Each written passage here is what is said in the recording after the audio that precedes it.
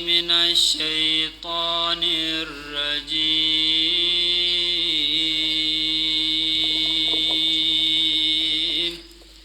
بسم الله الرحمن الرحيم. الحمد لله الذي خلق الإنسان وعلمه البيان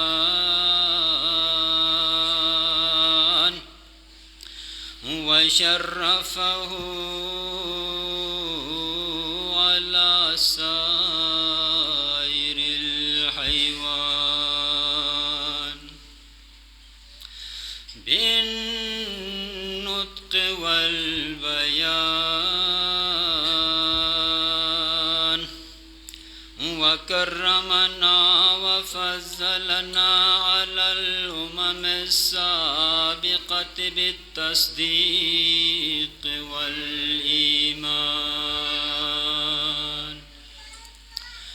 وهو أحسن الخالقين.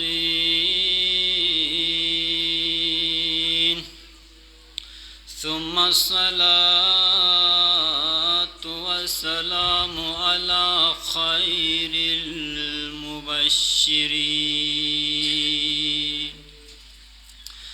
المخاطب بطه والياسين، الذي قيل في شانه وما أرسلناك إلا رحمة للعالمين.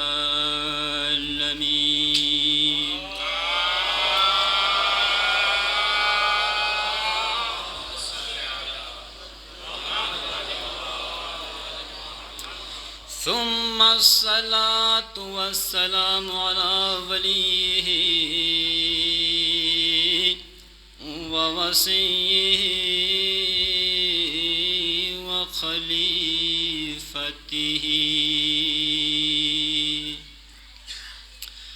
وعلى آله الأطيبين الأطهرين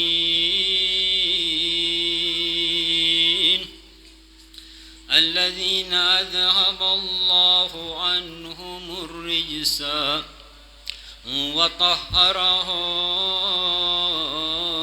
تطهيرا.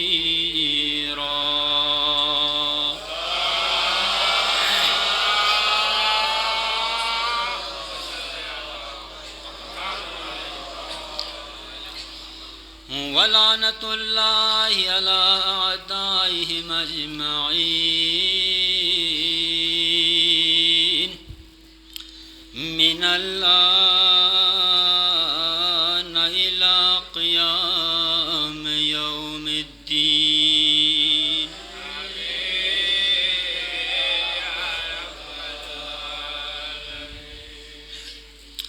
أما بعد، قال الله تبارك وتعالى في كتابه المجيد وفرقانه الحميد، وقوله الحق وهو أصدق الصادقين. بسم الله الرحمن الرحيم. من المؤمنين رجال صدقوا ما عاهدوا الله إليه، فمنهم من قضى نحبه ومنهم من ينتظر وما بدلوا تبديلا.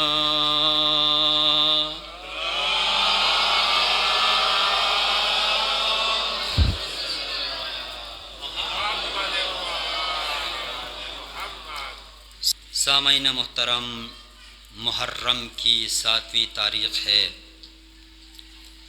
آہستہ آہستہ عاشوراء کے قریب ہوتے جا رہے ہیں۔ محرم احساسیت اور عقلانیت کا مہینہ ہے۔ مظلوم کے خلاف آواز بلند کرنے کا مہینہ ہے، مظلوم سے اپنی ہمدردی کے اظہار کا مہینہ ہے، اور کربلا فقط کربلا تک محدود نہ رہا، کربلا فقط سرزمین عراق تک محدود نہ رہا، کربلا فقط کربلا تک محدود نہ رہا، جس طرح حسین فقط کربلا تک محدود نہ رہے، بلکہ حسین ابن علی نے نہ فقط مسلمانوں بلکہ پوری کائنات کے انسانوں کے دلوں کو تسخیر کر کے رکھ دیا، پوری انسانیت کے ذہنوں کو حسین ابن علی نے مسخر کر کے رکھ دیا، اور پوری کائنات میں حسین ابن علی نے انقلاب برپا کر دیا۔ آج یہ امام بارگاہ ہیں، یہ مساجد کے منارے، یہ مساجد کے مناروں کے اندر آذانوں کی صدائیں، یہ نمازیں، یہ روزے، یہ حج، یہ عبادات اگر ہمارے پاس ہیں تو حسین ابن علی کی مرہون منت ہے۔ خدا رحمت کرے، آیت اللہ ہادی شیرازی ایک آیت اللہ تھے، کہتے ہیں کہ جب وہ نماز کے لیے کھڑے ہوتے تھے اور جب اذان اور اقامت پڑھتے تھے تو السلام علیک یا ابا عبداللہ کہہ کر نماز میں داخل ہوتے تھے۔ لوگوں نے پوچھا، سوال کیا، آقا آپ ایک مجتہد ہیں، آپ کوئی روایت ہے، کوئی آیت ہے، یا آپ کی حکم فقہی ہے، کیا ہے؟ آپ اذان اور اقامت اور نماز کے درمیان السلام علیک یا ابا عبداللہ کہتے ہیں۔ تو انہوں نے فرمایا نہ کوئی روایت ہے، نہ کوئی آیت ہے، لیکن جس نماز کو میں پڑھنے جا رہا ہوں یہ نماز اس حسین کی مرہون منت ہے، اگر حسین نہ ہوتے تو اس نماز کا وجود نہ ہوتا۔ کسی مجتہد کے بارگاہ میں، کسی مجتہد کے محفل میں ایک مداح کو بلایا گیا، ایک ذاکر کو بلایا گیا، تو وہاں پر اس مداح نے، اس ذاکر نے عجیب شعر پڑھا، کہا اے خاک کربلا تو مہر نماز من، اے خاک کربلا تو مہر نماز من، ان مہر را بے ملک سلیمان نمیدہم، اے وہ کربلا کی خاک، اے وہ کربلا کی مٹی کی جو حسین کی شہادت کی جگہ کی مٹی ہے اور میری سجدگاہ ہے، اگر کوئی انسان مجھے حضرت سلیمان کی بادشاہت دے کر یہ کہے کہ یہ مہر مجھے دے تو یہ میں دینے کے لیے تیار نہیں ہوں۔ حسین کے خاک کی، حسین کے شہادت کے جگہ کی مٹی کی اتنی قیمت ہے کہ وہ کہتا ہے اگر کوئی انسان حضرت سلیمان کی بادشاہت، آپ کو پتہ ہے سلیمان کی بادشاہت نہ فقط انسانوں پر تھی بلکہ کائنات کے حیوانوں پر بھی تھی، جانور بھی ان کے مطیع تھے، اگر کوئی وہ پوری سلطنت دے کے کہے کہ یہ مٹی کا ٹکا جسے آج لوگ مذاق اڑاتے ہیں اگر یہ مجھے دے دیں کہے تو میں یہ دینے کے لیے تیار نہیں ہوں۔ جب اس شعر کو پڑھا تو آیت اللہ بہت روئے، اس مداح کو بلا کے کہا ماشاءاللہ بڑا اچھا شعر کہا ہے، لیکن اس شعر کو یوں پڑھو تو اور اچھا ہوگا، اے خاک کربلا یہ تو اصل نماز من، اے حسین کی شہادت کی مٹی تم میری اصل نماز ہو۔ درود بھیجیے محمد و آل محمد پر۔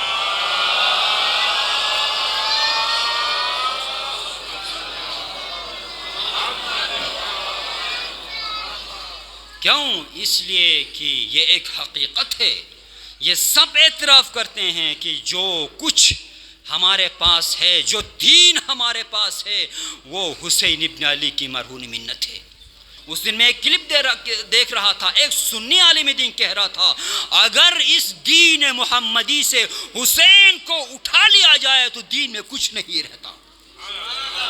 یہ ایک حقیقت ہے، یہ ایک حقیقت ہے۔ جو کچھ ہمارے پاس ہے وہ حسین کے صدقے میں ہے۔ حسین فقط شیعوں کے لیے نہیں ہے، سب کے لیے ہے، یہ میں نہیں کہہ رہا۔ ایک عیسائی مورخ ہے آنتوان بارا، وہ کہتا ہے اے شیعو تم حسین کو فقط اپنے کے ساتھ خاص نہیں کرو، حسین سب کے ہیں۔ اس نے 7 مرتبہ امام حسین کی زیارت کی ہے، 1 مرتبہ زیارت پیادہ گیا ہے 40 کے لیے۔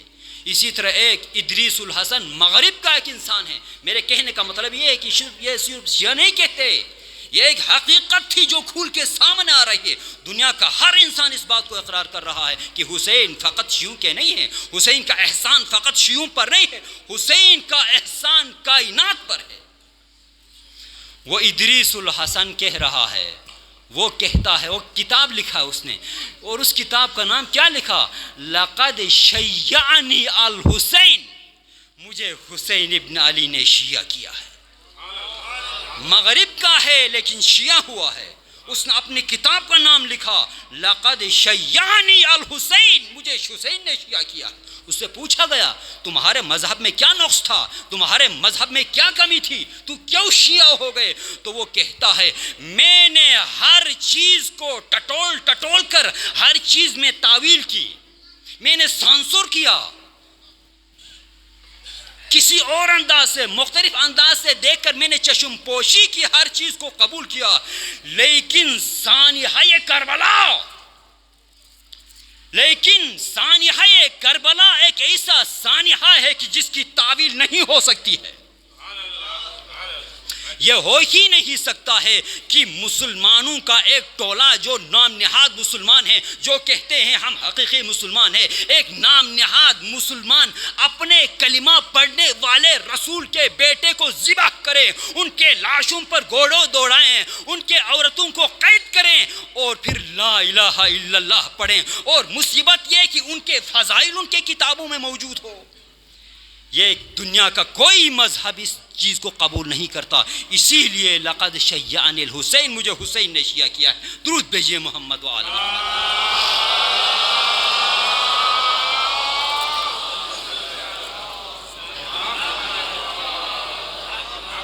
یہ ہے سامعین محترم حسین ابن علی کی عزاداری کا معجزہ، یہ ہے عاشوراء کا اثر۔ سامعین محترم، ایک حدیث ہے جس کو آج سے 1000 سال پہلے ایک بہت بڑے دانشمند ہمارے شیعوں کے، انہوں نے اپنی کتاب میں لکھی ہے۔ اس حدیث کو میں آپ کو بیان کر کے شاید اس سے زیادہ میرے پاس وقت نہ ہو، آپ کو اجازت دوں گا۔ اور مزے کی بات یہ ہے کہ اس حدیث کے راوی بھی خود حسین ابن علی۔ امام حسین علیہ السلام فرماتے ہیں ایک دن میں پیغمبر خدا کی خدمت میں حاضر ہوا، ذات یوم دخلت علی رسول اللہ، پیغمبر کی خدمت میں حاضر ہوا، یوں ہی پیغمبر اسلام کی نظر مجھ حسین پر پڑی، اور وہاں پر ایک بندہ بیٹھا ہوا تھا ابی بن کعب۔ جب پیغمبر نے مجھے دیکھا تو پیغمبر اسلام نے فرمایا درود ہو تم پر اے ابا عبداللہ، یا ابا عبداللہ، تم پر درود ہو، تم پر سلام ہو۔ اس کے بعد فرمایا یا زین السماوات والارض، اے زمین و آسمان کے زینت حسین، تم پر درود ہو۔ حسین ابن علی فرماتے ہیں ابی نے اعتراض کیا، پوچھا یا رسول اللہ انت زین السماوات والارض، یا رسول اللہ ہم آپ کو زینت زمین و آسمان کہتے ہیں، جبکہ آپ ایک چھوٹے بچے سے کہتے ہیں اے زینت زمین و آسمان۔ حل للسماوات والارض زین، یا رسول اللہ آپ کے علاوہ بھی کوئی زمین و آسمان کے لیے زینت ہے؟ تو پیغمبر اسلام فرماتے ہیں یا ابی سن لو اور غور سے سن لو کہ ان الحسین اکبر منہ فی الارض، تمہیں معلوم ہونا چاہیے کہ حسین آسمان پر زمین سے زیادہ اکبر ہے۔ یہ اکبر کا لفظ پروردگار کے لیے استعمال ہوا ہے، لیکن پیغمبر گرامی اسلام نے میرے حسین کے لیے استعمال کیا ہے۔ حسین یا حسین، حسین کی صدا، حسین نے صدا، حسین حق شہید، حسین لا الہ، حسین مرتضی، نعرہ حیدری۔ اے ابی ابن کعب، تم حسین کی زینت زمین و آسمان پر اعتراض کرتے ہو، سن لو اس پروردگار کی قسم جس نے مجھ محمد کو نبی مبعوث فرمایا ہے۔ پیغمبر کی جملے یہ ہیں کہ حسین آسمان پر زمین سے زیادہ اکبر ہے، حسین کو آسمان والوں نے زمین والوں سے زیادہ پہچانا ہے، حسین کی معرفت آسمان والوں نے زمین والوں سے زیادہ کیا ہے، اور آسمان والوں کا حسین کے پاس زیادہ آنا جانا ہوتا ہے۔ یہ ہے حسین کی عظمت۔ سامعین محترم، آپ سن رہے ہیں حسین کے فضائل پیغمبر کی زبان سے۔ پیغمبر فرماتے ہیں، آگے فرماتے ہیں کہ عرش کے اوپر، عرش کے دائیں طرف، علی یمین العرش مکتوب، عرش کے دائیں طرف حسین کے 8 فضائل لکھے ہوئے ہیں۔ مصباح ہدن و سفینۃ نجات و امام خیر و امام بر و فخر و عز و شرف۔ عرش کو پروردگار نے حسین کے ذکر سے زینت دی ہے۔ درود بھیجیے محمد وآل محمد۔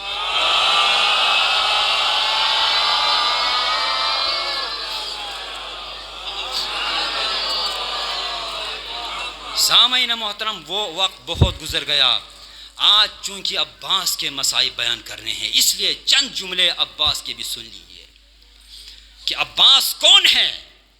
جس طرح پیغمبر گرامی اسلام کی زندگی میں علی کا کردار ہے، اسی طرح حسین ابن علی کے زندگی میں عباس کا کردار ہے۔ جس طرح علی کہتے ہیں کہ شروع سے آخر تک میں محمد کے ساتھ رہا، اسی طرح عباس بھی کہتے نظر آتے ہیں کہ شروع سے آخر تک حسین کے ساتھ رہا۔ جہاں پر حسین کی سقائی کی ضرورت پڑی، عباس آگے بڑھتے تھے۔ جہاں پر حسین کے لیے ذوالجلال آنے کی ضرورت پڑتی تھی، عباس آگے بڑھتے تھے۔ جہاں پر حسین کے جوتے سیدھے کرنے کی ضرورت پڑتی تھی تو عباس آگے بڑھتے تھے۔ عباس کی وفائی کا یہ عالم تھا۔ سامعین محترم، عباس کی شخصیت کوئی عام شخصیت نہیں تھی۔ حضرت ام البنین نے ایسی تربیت کی تھی عباس کی، شجاعت سے لے کر حسین کی اتباع تک، کہ انسان سوچ بھی نہیں سکتا ہے۔ عباس نے 3 خطابات کو ام البنین کی تربیت کی وجہ سے اپنے آپ کو اس انداز سے بڑا کیا، اپنے آپ کو اس انداز سے پروان چڑھایا کہ عباس نے 3 خطابات پر ایسا قبضہ کیا، 3 خطابات پر ایسا کنٹرول کیا کہ وہ خطابات عباس کے علاوہ کسی اور کو جچتے ہی نہیں ہیں۔ ان میں سے ایک خطاب وفا ہے۔ جب آپ وفا کہتے ہیں تو عباس ذہن میں آتا ہے۔ یہ ایک خطاب ہے۔ جب آپ عباس کہتے ہیں اور آپ وفا کہتے ہیں، اور وفا کسی کا نام بھی رکھیں لیکن ذہن میں عباس آتا ہے، وہ وفا کسی کو جچتا ہی نہیں ہے۔ دوسرا خطاب علمدار ہے۔ سامعین محترم، کائنات میں بڑے علمدار گزرے، بہت علمدار گزرے، جنگیں ہوتی ہیں، ہر جنگ میں ایک لشکر کا علمدار ہوتا ہے، لیکن کائنات میں جہاں بھی جا کے تم علمدار کہو تو عباس سمجھ میں آتا ہے۔ کسی اور کو علمدار کا لقب جچتا ہی نہیں ہے۔ غازی ایک ایسا لقب ہے کہ جو فقط عباس کو جچتا ہے، کوئی اور انسان کو نہیں جچتا۔ کسی کو بھی غازی کہیں اس کو وہ نہیں جچتا، عباس اگر جچتا ہے تو ام البنین کے لال کو جچتا ہے۔ حضرت ام البنین نے عجیب تربیت کی تھی۔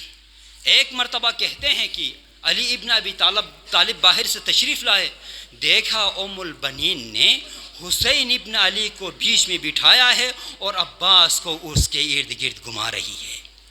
علی نے پوچھا ام البنین یہ کیا کر رہی ہو؟ کہا بچپن سے ہی تربیت دے رہی ہوں کہ تم نے حسین کی غلامی کرنا ہے، حسین تمہارے آقا ہیں، تم حسین کے غلام ہو۔ عزاداران حسین کہتے ہیں کہ مولائے کائنات خطبہ دے رہے تھے، دوران خطبہ امام حسین نے پانی طلب کیا۔ امام علی ابن ابی طالب نے قنبر کو اشارہ کیا، قنبر میرا حسین پانی مانگ رہا ہے۔ عباس نے یہ جملہ سن لیا، اپنے جگہ سے اٹھے، بھاگتے ہوئے حضرت ام البنین کے پاس آئے، سلام کیا، کہا اماں بابا نے حسین کے لیے پانی مانگا ہے، سقائی حسین کی ذمہ داری میں نے لی ہے، کہیں ایسا نہ ہو کہ قنبر مجھ سے پہلے پانی لے لے، لہذا مجھے جلدی سے پانی دیجیے۔ عباس نے پانی لایا، قنبر سے پہلے حسین کے حوالے کر دیا۔ جب مولا کائنات نے یہ منظر دیکھا نا دوستو، تو عباس کی طرف دیکھا، دیکھ کے کہا عباس خدا تمہارے ان بازوؤں کو سلامت رکھے۔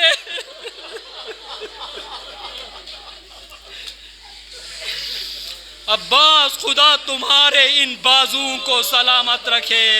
ایک مرتبہ حسین نے عباس کو آواز دی، عباس کہا، پلک جھپکنے سے پہلے عباس حاضر ہو گئے۔ حسین نے عباس کو سینے سے لگایا، کہا عباس آج میرے بلانے سے پہلے ہی پہنچ گئے، مگر ایک ایسا وقت آئے گا کہ میں بلاتا رہوں گا، تم نہیں آؤ گے۔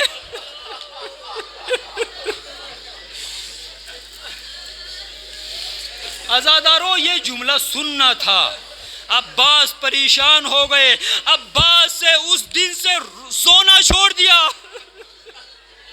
بعض کہتے ہیں 3 دن تک عباس نہیں سوئے، بعض کہتے ہیں 7 دن تک عباس نہیں سوئے۔ ام کلثوم نے دیکھا عباس کے آنکھ سرخ ہو چکے ہیں، زینب خاتون کو بتا دیا، زینب نے عباس کو لے کر حسین ابن علی کے پاس پہنچ گئی، کہا بھیا آپ نے عباس سے کیا کہا ہے؟ عباس نے سونا ہی چھوڑ دیا ہے۔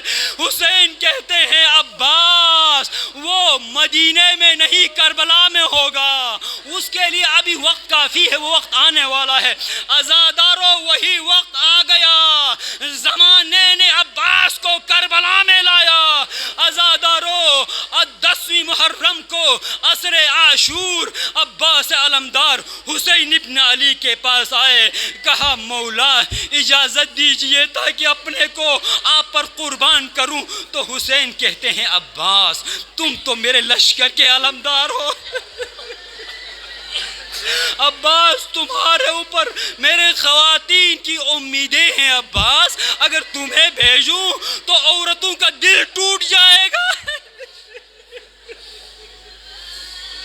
عباس کیسے تمہیں بھیجوں؟ عباس کہتا ہے مولا جس لشکر کا میں علمدار ہوں وہ لشکر کہاں ہے؟ جن بچوں کو میں نے اپنے ہاتھوں سے فنون جنگ سکھائے، جن کو میں نے خود جنگ سکھایا، وہ سب بچے شہید ہو گئے۔ مولا مجھے ان کی ماؤں کے پاس جاتے ہوئے شرم آتی ہے، مجھے اجازت دیجیے اپنے آپ کو قربان کروں۔ تو حسین کہتے ہیں عباس اگر جانا ہی ہے تو جا کر بہن زینب سے اجازت لے۔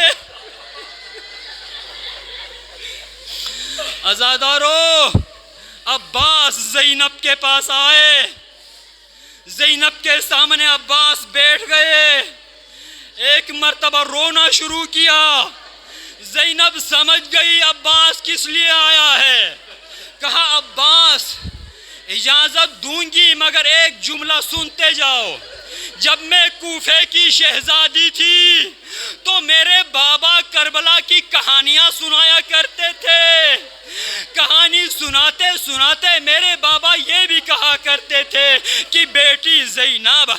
آج تو تم کوفے کی شہزادی ہو، مگر ایک وقت ایسا بھی آئے گا کہ تمہارے سر پر چادر نہیں رہے گی۔ عباس میں پریشان ہوتی تھی، میں سوچتی تھی ارے جس زینب کے 18 بنی ہاشم کے جوان جیسے بھائی ہو، جس زینب کے عباس جیسا بہادر بھائی ہو، ارے کون زینب کی طرف دیکھ سکتا ہے؟ مگر عباس ابھی مجھے یقین